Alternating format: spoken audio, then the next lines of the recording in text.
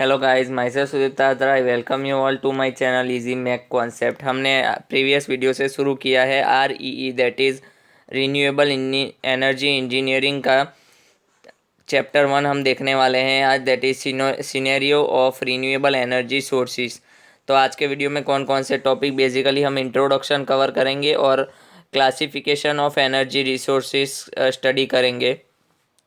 तो चलिए वीडियो को शुरू करते हैं। लेकिन अगर आप मेरे चैनल पे नए आए हैं तो प्लीज़ सब्सक्राइब कर दीजिए और नोटिफिकेशन बेल आइकन प्रेस कर दीजिए ताकि आपको रेगुलर नोटिफिकेशन और अपडेट्स मिलते रहे। तो चलिए शुरू करते हैं। सो सबसे पहले इंट्रोडक्शन में what is renewable energy. Renewable energy क्या होता है? So renewable energy is the term. Renewable energy मतलब कोई भी चीज़ जिसे हम यूज़ करने के बाद उसे रीन्यू कर सके, मतलब वैसे ही फॉर्म में हमें वापस वो मिल जाए जैसे पहले था, तो उसे हम कहेंगे रीन्यूएबल एनर्जी। सो इंग्लिश में देख लेते हैं कैसे लिख सकते हैं हम। Renewable energy is the term use to describe energy that occurs naturally and continuously in the environment. मतलब कंटिन्यूसली वो मिलते ही रहते हैं, उसके लिए हमें मतलब कोई नया सोर्स नहीं ढूंढना पड़ता, वो वापस हमें मिलता ही रहता है continuously, such as energy from sun, wind waves और टाइड्स।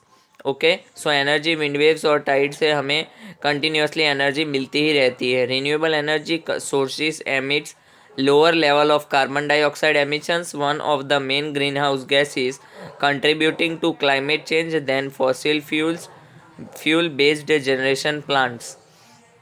तो रिन्यूएबल एनर्जी क्या करते हैं कि lower level of carbon dioxide emit करते हैं अपने सोर्सेज से। So one of the main green house gases contributing to climate change then fossil fuel based generation plants. Okay, so next energy forms. Energy के कौन कौन से forms होते हैं? तो ये बेसिकली आपको पता ही होगा, ये फिगर में भी शो किया हुआ है और यहाँ पे मैंने पॉइंट वाइज भी लिखा हुआ है। तो मेनली ये सारे रहते हैं। Kinetic energy. काइनेटिक एनर्जी आप बचपन से पढ़ते आ रहे हैं, आपको पता ही होगा, उसका फॉर्मूला होता है ½ mv²। Okay, then next is potential energy, then heat energy, chemical energy, electrical energy, nuclear energy. Okay, तो ये सारे फॉर्म हम लोग बेसिकली जो है छोटे क्लासेस में भी पढ़ चुके हैं, स्कूल लेवल पे भी। सो ये सारे सिर्फ नाम है, अगर ये आपको पूछा जाए तो आप इसे डिफाइन कर सकते हैं अपने से। Then next is classification of energy sources. Energy sources को मेनली 4 तरह से क्लासिफिकेशन किया जाता है। ये GTO एग्ज़ाम में पूछा जाता है, बहुत ही इंपॉर्टेंट क्वेश्चन है। सो ये आपको लिखना है और इसके बाद वाला स्लाइड भी आपको लिखना ही है और उसे थोड़ा थोड़ा आपको एक्सप्लेन भी करना है।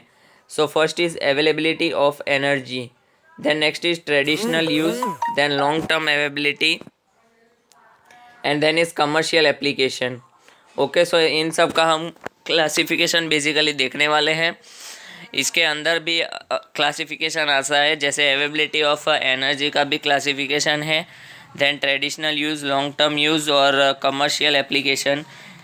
ओके, सो इसके अंदर हम देखते हैं क्लासिफिकेशन कैसा रहता है।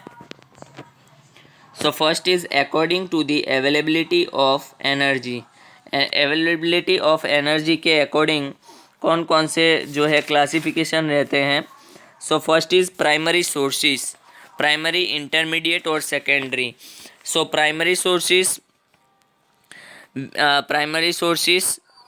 इंटरमीडिएट और सेकेंडरी। सो प्राइमरी सोर्सेज में क्या आता है कि primary sources are incorporated in nature prior to undergoing any human made conversions और ट्रांसफॉर्मेशन। मतलब कोई भी ट्रांसफॉर्मेशन या कन्वर्जन किए बिना जो भी सोर्सेज को यूज़ करते हैं हम डायरेक्टली, उसे कहते हैं primary resources. Then secondary resources मतलब कुछ चेंजेस करके अगर हम यूज़ करते हैं तो उसे बोलते हैं सेकेंडरी रिसोर्सेज। और इंटरमीडिएट मतलब जो दोनों किया जाता है, मतलब डायरेक्टली भी हम यूज़ कर सकते हैं या कुछ मॉडिफिकेशन करके भी यूज़ करते हैं, तो उसे कहेंगे हम intermediate resources. Then next is according to traditional use. Traditional use के अकॉर्डिंग क्या क्या रहता है? Conventional, non conventional. तो कन्वेंशनल मतलब क्या?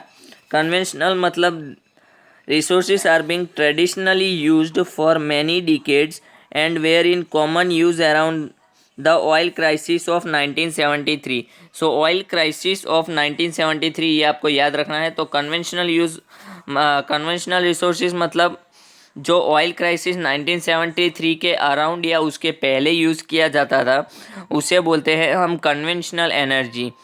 एग्जाम्पल क्या क्या है कन्वेंशनल एनर्जी के? That is fossil fuels, nuclear and hydro resources. Okay, then next is non conventional. Non conventional मतलब क्या? ऑयल क्राइसिस ऑफ 1973 के बाद जो कुछ यूज़ होता है रिसोर्सिस बेसिकली उसके बाद मतलब उसके बाद से यूज़ होना चालू हुआ है उसको हम बेसिकली बोलते हैं नॉन कन्वेंशनल एनर्जी रिसोर्सेज। तो उसके क्या क्या एग्जांपल है? तो basically solar, wind, biomass, ocean, ये सब कुछ जो है नॉन कन्वेंशनल एनर्जी रिसोर्सेज के टाइप है। Then next is according to long term availability. तो लॉन्ग टर्म अवेलेबिलिटी के हिसाब से क्या है? नॉन रिन्यूएबल और रिन्यूएबल रिसोर्सेज। तो रिन्यूएबल जैसा कि आपको पता है कि जो कंटिन्यूस फॉर्म में मिलता रहता है उसे हम रिन्यूएबल कहते हैं, और जो कंटिन्यूस फॉर्म में नहीं मिल सकता उसे हम कहते हैं non renewable. So renewable sources के एग्जांपल है solar, wind, biomass, ocean, hydro, geothermal etcetera. Then non renewable के फॉसिल फ्यूल्स, यूरेनियम, वो सब कुछ जो है नॉन रिन्यूएबल के अंडर आता है। सो रिन्यूएबल नॉन रिन्यूएबल में आपको इतना लिखना है। Then last is according to commercial application. तो कमर्शियल एप्लीकेशन के हिसाब से दो टाइप होते हैं, कमर्शियल या नॉन कमर्शियल। तो कमर्शियल मतलब क्या? कमर्शियल एनर्जी रिसोर्सेज मतलब the usable energy form such as electricity, diesel, petrol, gas are considered as commercial energy resources. Okay, so petroleum वो सब कुछ जो रहता है, पेट्रोलियम, डीजल, गैस, इलेक्ट्रिसिटी, ये सब कुछ कमर्शियल एनर्जी रिसोर्सेज के अंदर आता है। Then they are essential for commercial activities. Commercial activities perform करने के लिए ये सब कुछ जो है बहुत ही इम्पोर्टेंट है। ओके, सो फिर नॉन कमर्शियल में energy derived from nature and used directly without passing through a commercial outlet is called as non commercial energy resource. Non commercial energy resource मतलब क्या? जो कमर्शियल के लिए यूज़ नहीं होता बेसिकली वो किसके अंडर आता है? That is non commercial energy resources के अंडर आता है। ओके, सो इसका बेस्ट एग्जांपल हम क्या दे सकते हैं कि animal Dang, would, crop residue. Crop का जो मतलब बचा कुचा जो रेसिड्यू रहता है मतलब वेस्ट मटेरियल्स रहते हैं वो इसके अंडर आता है, दैट इज़ नॉन कमर्शियल के अंदर। फिर एनिमल डंग और जो है वुड, ये सब कुछ जो है नॉन कमर्शियल एनर्जी के अंदर आता है।